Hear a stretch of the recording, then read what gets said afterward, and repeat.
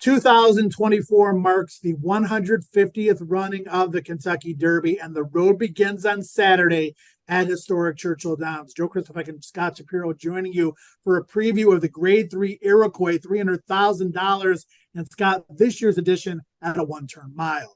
Yes, cutting back from the mile and a 16th. We spoke about it on the Pocahontas preview. Check that out as well on TwinSpires.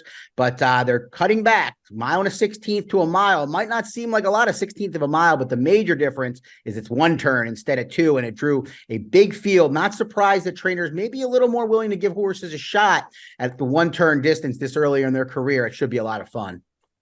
Now, no winner of the Iroquois has ever come back to win the Kentucky Derby. Since 1980, horses who participated in this race are 0 for 29 in the Run for the Roses. Two horses that participated last year did make the Derby field, though, in Confidence Game and Jace's Road. So this race can be an important stepping stone, Scott, a big difference between a one-turn mile and a mile and a quarter. And our job on this day is to pick the winner of this race.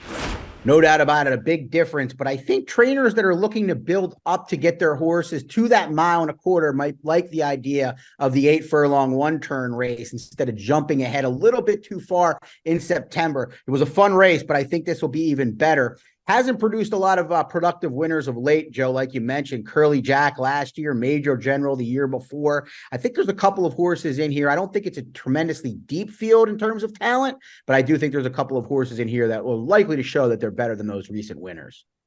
Field of 9 on the program, Scott. I think the speed will come from the 2, West Saratoga, recent winner at Ellis. Also the 5, Market Street for Dwayne Lucas. And on the outside, horse that should be the favorite in the number 8, Risk It for Steve Asmussen, who was super impressive on debut at Saratoga.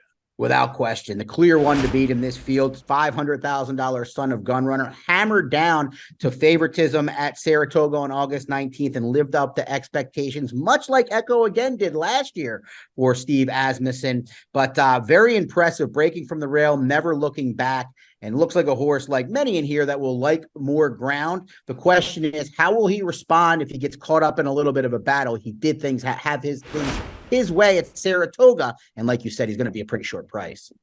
Yeah, he broke very alertly from the starting gate, which I think is a big bonus for a racehorse in general. He's got that turfy pedigree on the dam side. He's by Gun Runner, checks all the boxes for Winchell and Steve. And the main track did play towards speed that particular day, Scott, but this horse just absolutely dominated, fended off some challenges, one going away in the end.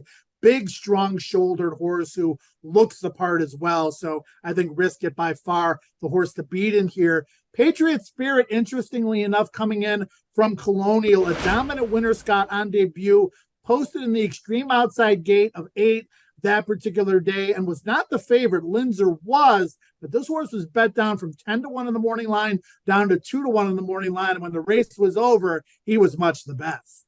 He sure was, and he was the favorite for a while. Linzer, I think, based on Jason Beam's call, I didn't see the race live, took a lot of late money and ended up going off at 4 to 5, but he laughed at Linzer. He relaxed nicely on the outside. I love the fact that he had the tactical speed to break well and stay close, but the professionalism early on in his career to relax. I think that'll do him well, especially being drawn outside of the main speeds, including Risk It. I think the one-turn mile will probably work to his favor. I don't love his pedigree as much as some of the others in here for getting 2 turns or especially a mile and a quarter. But, man, he won for absolute fun. I don't know exactly what he beat in there, but he did it very, very well, and he should offer better value than Risk It in a race where I'd be surprised a little bit if one of these 2 doesn't win.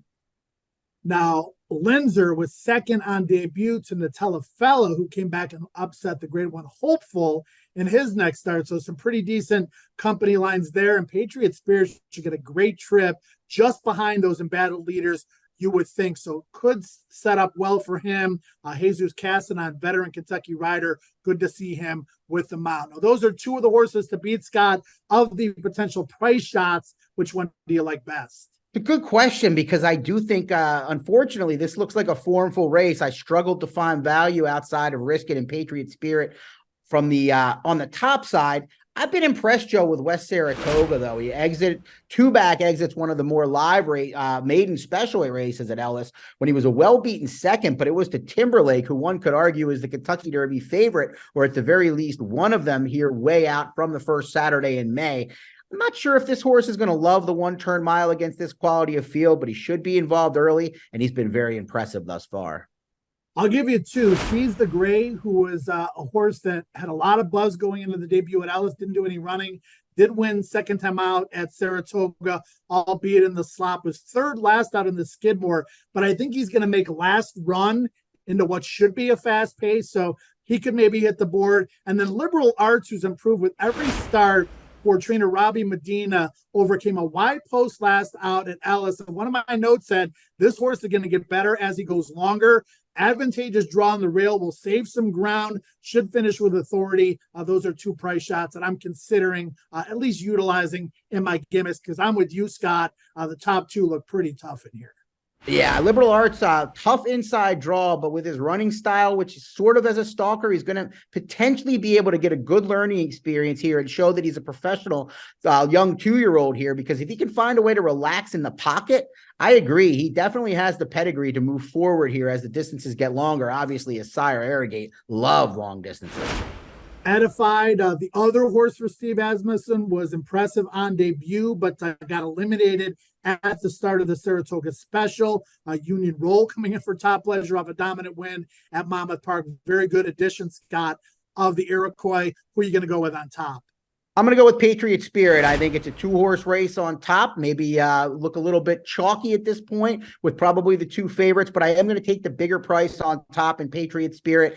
I know Risk is going to be tough to catch in the lane, but maybe Patriot Spirit at a better price can do just that. I went with a long shot in the Pocahontas. I could have gone with one here, but I'm not going to risk it. Well, actually, I am. Risk it on top for me.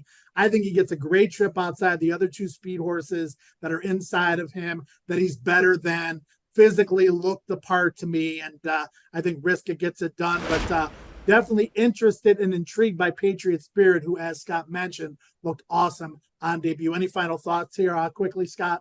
No, 150th Kentucky Derby, already starting to think about that. I know it's mid-September and it's not until the first Saturday in May, but it's going to be a great lead up as we reach a huge milestone for the biggest race in the world. And what I'm looking forward to is loading up my TwinSpires account to play the 14-day September meet at Churchill Downs. Take advantage of great offers at TwinSpires. The $10 money-back offer every day on selected races at Churchill, and also the $2,000 Twilight Thursday leaderboard competition only at TwinSpires. Make sure you opt in and enjoy the Iroquois, the first race on the road, the Kentucky Derby 150.